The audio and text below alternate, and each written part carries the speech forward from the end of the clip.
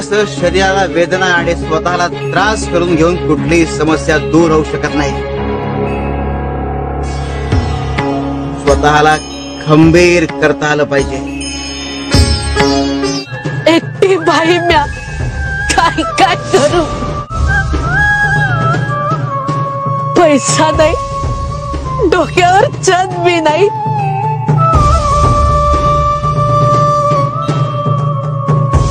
गाव वणवण फिरते हो, फक्त बेवारच्या सारखी. तुझं घर द्यायला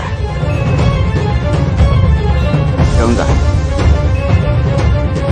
काळजी करू नकोस, तुझी वणवण आता संपली आहे आणि तुला जे भोगायचं होतं ते भोगून झालं.